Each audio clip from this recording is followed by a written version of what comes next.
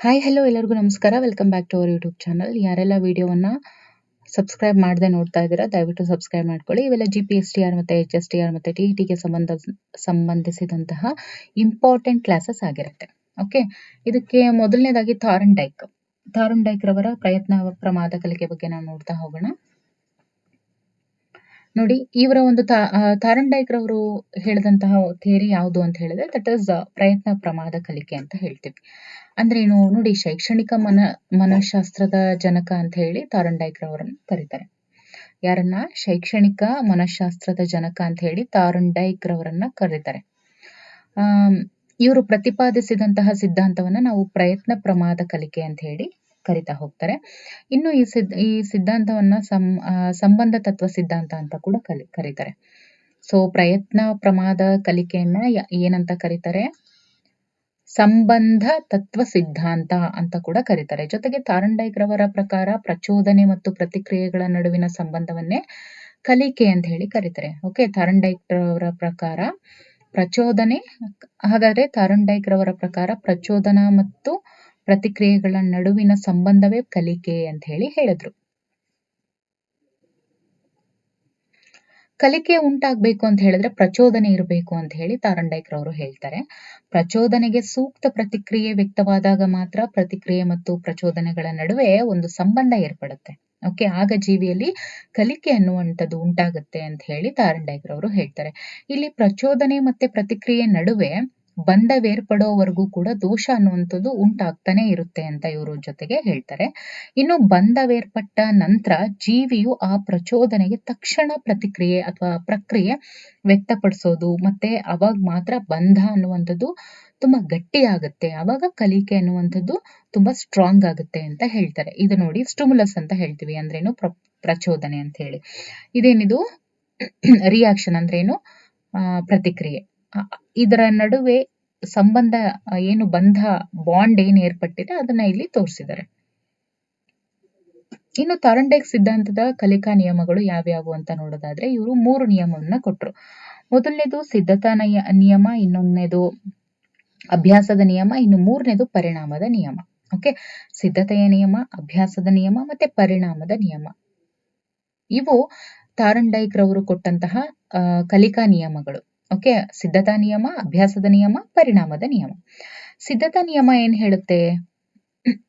ಸಿದ್ಧತಾ ನಿಯಮ ಏನ್ ಹೇಳುತ್ತೆ ನೋಡಿ, ವಿದ್ಯಾರ್ಥಿಯು ಕಲಿಯಲು ಸಿದ್ಧವಾದಾಗ ಮಾತ್ರ ಕಲಿಕೆಯನ್ನ ಮಾಡಬೇಕು, ಆವಾಗ ಮಾತ್ರ ಕಲಿಕೆ ಉಂಟಾಗುತ್ತೆ ಅಂತ ಹೇಳ್ತಾರೆ. ಇನ್ನು ಅಭ್ಯಾಸದ ನಿಯಮ ಅಂತ ಬಂದಾಗ ಒಬ್ಬ ವ್ಯಕ್ತಿ ಏನನ್ನಾದ್ರೂ ಹೆಚ್ಚು ಅಭ್ಯಾಸ ಮಾಡ್ತಾನೆ, ಅವನು ಅಥವಾ ಅವಳು ಆ ಜ್ಞಾನವನ್ನ ಉಳಿಸ್ಕೊಳ್ಳೋದಕ್ಕೆ ಅವಾಗ ಮಾತ್ರ ಸಾಧ್ಯ ಆಗುತ್ತೆ. ನೋಡಿ, ಯಾವುದನ್ನ ನಾವು ಹೆಚ್ಚು ಅಭ್ಯಾಸ ಮಾಡ್ತೀವೋ ಅವಾಗ ಮಾತ್ರ ಆ ಜ್ಞಾನ ಉಳಿಯೋದಕ್ಕೆ ಸಾಧ್ಯ ಆಗುತ್ತೆ.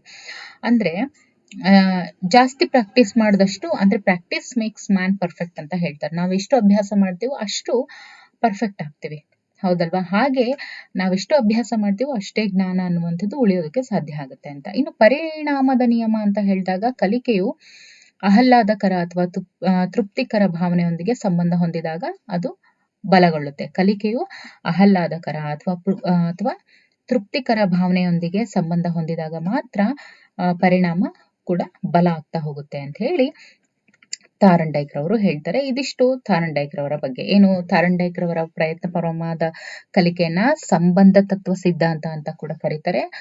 ಇವ್ರ ಪ್ರಕಾರ ಕಲಿಕೆ ಅಂದ್ರೆ ಪ್ರಚೋದನೆ ಮತ್ತು ಪ್ರತಿಕ್ರಿಯೆಗಳ ನಡುವಿನ ಸಂಬಂಧ ಅಂತ ಹೇಳ್ತಾರೆ. ಆಮೇಲೆ ಬಂಧ ಏರ್ಪಟ್ಟ ನಂತರ ಜೀವಿ ಆ ಪ್ರಚೋದನೆಗೆ ತಕ್ಷಣ ಪ್ರತಿಕ್ರಿಯೆ ವ್ಯಕ್ತಪಡಿಸ್ತಾನೆ ಅಂತ ಹೇಳ್ತಾರೆ. ಇನ್ನು ಥಾರ್ನ್ಡೈಕ್ ರವರ ಸಿದ್ಧಾಂತದ ಕಲಿಕಾ ನಿಯಮಗಳು ಒಂದು ಸಿದ್ಧತೆ ನಿಯಮ, ಅಭ್ಯಾಸದ ನಿಯಮ ಮತ್ತೆ ಪರಿಣಾಮದ ನಿಯಮ. ಸಿದ್ಧತೆ ಅಂದ್ರೇನು? ಕಲಿಯೋದಕ್ಕೆ ಸಿದ್ಧವಾಗಿದ್ದಾಗ ಮಾತ್ರ ಕಲಿಕೆ ಅನ್ನುವಂಥದ್ದು ಮಾಡಬೇಕು. ಆಮೇಲೆ ಅಭ್ಯಾಸದ ನಿಯಮ ಅಂದ್ರೆ ಅಭ್ಯಾಸ ಎಷ್ಟು ಮಾಡ್ತಾನೋ ಅಷ್ಟು ಅದು ಪರ್ಫೆಕ್ಟ್ ಆಗೋದಕ್ಕೆ ಸಾಧ್ಯ, ಜ್ಞಾನ ಅನ್ನುವಂಥದ್ದು ಉಳಿಸ್ಕೊಳ್ಳೋದಕ್ಕೆ ಸಾಧ್ಯ, ಅಂದ್ರೆ ಉಳಿಯೋದಕ್ಕೆ ಸಾಧ್ಯ, ಅಂದ್ರೆ ಮೀನ್ಸ್ ನೆನಪಿನಲ್ಲಿ ಇಟ್ಕೊಳ್ಳೋದಕ್ಕೆ ಸಾಧ್ಯ. ಇನ್ನೊಂದು ಪರಿಣಾಮದ ನಿಯಮ ಅಂತ ಹೇಳಿದ್ರೆ ಕಲಿಕೆ ಅನ್ನುವಂಥದ್ದು ಆಹ್ಲಾದಕರ ಆಗಿರ್ಬೇಕು ಅಥವಾ ತೃಪ್ತಿಕರ ಭಾವನೆಯಿಂದ ಕಲಿತಾಗ ಮಾತ್ರ ಅದು ಪರಿಣಾಮ ಯಾವಾಗ್ಲೂ ಚೆನ್ನಾಗಿರುತ್ತೆ ಅಂತ ಹೇಳಿ. ಇನ್ನು 2ನೇವರು ದಟ್ ಇಸ್ ಪೆಟ್ರೋವಿಚ್ ಪೌಲೋವ್ ಅಂತ ಹೇಳಿ ಹೇಳ್ತೀವಿ. ಓಕೆ, ಪೆಟ್ರೋವಿಚ್ ಪೌಲೋವ್ ರವರು. ನೋಡಿ, ಪೆಟ್ರೋವಿಚ್ ಪೌಲೋವ್ ರವರು ಶಾಸ್ತ್ರೀಯ ಅಥವಾ ಸಾಂಪ್ರದಾಯಿಕ ಅನುಬಂಧನ ಕಲಿಕೆ ಬಗ್ಗೆ ಹೇಳ್ತಾ ಹೋಗ್ತಾರೆ. ಶಾಸ್ತ್ರೀಯ ಅಥವಾ ಸಾಂಪ್ರದಾಯಿಕ ಅನುಬಂಧನ ಕಲಿಕೆ ಅಂತ ಹೇಳ್ತಾರೆ. ಅಂದ್ರೆ ಶಾಸ್ತ್ರೀಯ ಅನುಬಂಧನ ಕಲಿಕೆ ಅಂದ್ರೂ ಕೂಡ ಪೆಟ್ರೋವಿಚ್ ಪೌಲೋವ್ ಅಂತಾನೆ ಹೇಳ್ಬೇಕು. ಸಾಂಪ್ರದಾಯಿಕ ಅನುಬಂಧನ ಕಲಿಕೆ ಅಂತ ಹೇಳಿದ್ರು ಕೂಡ ಪೌಲೋವ್ ಅವರದ್ದೇ ಹೇಳ್ಬೇಕು. ಇನ್ನು ಸ್ವಾಭಾವಿಕ ಅನುಕ್ರಿಯೆಯನ್ನ ಮಾರ್ಪಡಿಸುವಿಕೆಯನ್ನ ಅನುಬಂಧನ ಅಂತ ಹೇಳ್ತಾರೆ. ನೋಡಿ, ಇಲ್ಲಿ ಅನುಬಂಧನ ಅಂದ್ರೆ ಏನು? ವಾಟ್ ಇಸ್ ದಿಸ್ ಅನುಬಂಧನ? ಅನುಬಂಧನ ಅಂತ ಹೇಳಿದ್ರೆ ಸ್ವಾಭಾವಿಕ ಅನುಕ್ರಿಯೆಯನ್ನ ಮಾರ್ಪಡಿಸೋದು, ಅದನ್ನೇ ಅಲ್ಲಿ ಅನುಬಂಧ ಅಂತ ಹೇಳಿರೋದು. ಅಂದ್ರೆ ಅದನ್ನ ಆಲ್ಟರ್ ಮಾಡೋದು. ಇವಾಗ ನ್ಯಾಚುರಲ್ ಆಗಿ ಈಗ ಒಂದು ನಾಯಿ ಜೊಲ್ ಸುರಿಸುತ್ತೆ ಅಂದ್ರೆ ನಾವು ಅದನ್ನ ಈಗ ಆರ್ಟಿಫಿಷಿಯಲ್ ಆಗಿ ಒಂದೊಂದು ತಂದಿಟ್ಟಾಗೂ ಕೂಡ ಅದನ್ನ ಅದೇನ್ ಜೊಲ್ ಸುರಿಸುತ್ತಲ್ಲ ಅದನ್ನ ನಾವು ಮಾರ್ಪಾಡುವಿಕೆ ಅಂತ ಹೇಳುವಂಥದ್ದು. ನೋಡಿ, ಸ್ವಾಭಾವಿಕ ಉದ್ದೀಪನಕ್ಕೆ ಸ್ವಾಭಾವಿಕ ಅನುಕ್ರಿಯೆ ಬರುವಂಥದ್ದು ಸಹಜ. ಇದರಲ್ಲಿ ಸಾಂಪ್ರದಾಯಿಕ ಹಾಗೂ ಕ್ರಿಯಾಜನ್ಯ ಅನುಬಂಧನ ಕಲಿಕೆಗಳನ್ನ ಕೂಡ ನಾವು ಇದರಲ್ಲಿ ಕಾಣ್ತಾ ಹೋಗ್ತೀವಿ. ಸಾಂಪ್ರದಾಯಿಕ ಅನುಬಂಧನ ಕಲಿಕೆಗಳನ್ನ 20ನೇ ಶತಮಾನದಲ್ಲಿ ಪ್ರತಿಪಾದಿಸಿದವರು ರಷ್ಯಾದ ಶಾರೀರಿಕ ತಜ್ಞ ಇವಾನ್ ಪೆಟ್ರೋವಿಚ್ ಪೌಲೋವ್ ಅವರು. ನೋಡಿ, ಸಾಂಪ್ರದಾಯಿಕ ಅನುಬಂಧನ ಕಲಿಕೆ ಬಹಳನೇ ಸುಲಭವಾಗಿರುವಂಥದ್ದು. ನಮ್ಮ ದಿನನಿತ್ಯದ ಜೀವನ ಸನ್ನಿವೇಶಗಳಲ್ಲಿ ಹಲವಾರು ವರ್ತನೆಗಳು ಸಾಂಪ್ರದಾಯಿಕ ಅನುಬಂಧನ ಮಾದರಿಯಲ್ಲಿ ಅನುಬಂಧಿತವಾಗ್ತಾ ಹೋಗ್ತವೆ. ಮೊದಲನೇದಾಗಿ ನೋಡಿ, ಸಾಂಪ್ರದಾಯಿಕ ಅನುಬಂಧನ ಕಲಿಕಾ ಮಾದರಿ ಈ ರೀತಿಯಾಗಿ ಇರುವಂಥದ್ದು. ಇದು ಅನುಬಂಧಿತವಲ್ಲದ ಉದ್ದೀಪಕ.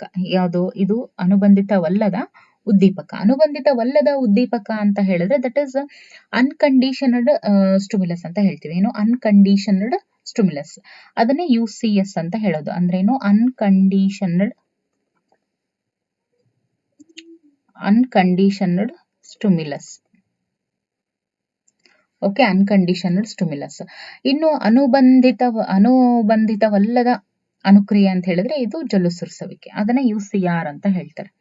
ಓಕೆ, ಇದನ್ನ ಅಂದ್ರೆ ಅನ್ಕಂಡೀಷನ್ಡ್ ರಿಯಾಕ್ಷನ್ ಅಥವಾ ರೆಸ್ಪಾನ್ಸ್ ಅಂತ ಹೇಳ್ತೀವಿ. ಓಕೆ, ಅನ್ಕಂಡೀಷನ್ಡ್ ರೆಸ್ಪಾನ್ಸ್ ಅಂತ ಹೇಳ್ತೀವಿ. ಓಕೆ, ಇನ್ನು ಇಲ್ಲಿ ಯಾವುದನ್ನ ತಗೊಂಡ್ರವರು ನೋಡಿ, ಅನುಬಂಧಿತ ಉದ್ದೀಪಕ ಪ್ಲಸ್ ಅನುಬಂಧಿತವಲ್ಲದ ಉದ್ದೀಪಕ ಯಾವುದು? ಇಲ್ಲಿ ಗಂಟೆಯ ಶಬ್ದ ಕಂಡೀಷನ್ಡ್ ಸ್ಟಿಮ್ಯುಲಸ್ ಆಗಿ ಇಟ್ಕೊಂಡ್ರು. ಅನ್ಕಂಡೀಷನ್ಡ್ ಸ್ಟಿಮ್ಯುಲಸ್ ಬಂದು ಆಹಾರ ಆಗಿತ್ತು. ಆದ್ರೆ ಅಲ್ಲಿ ಏನ್ ಬಂತು ಅವರಿಗೆ? ಜೊಲ್ಲು. ಅಂದ್ರೆ ಅದು ಏನ್ ಮಾಡ್ತು? ಜೊಲ್ಲನ್ನ ಸ್ರವಿಸ್ತು. ಅಂದ್ರೆ ಅನ್ಕಂಡೀಷನ್ಡ್ ರೆಸ್ಪಾನ್ಸ್ ಅವ್ರಿಗೆ ಸಿಕ್ತು.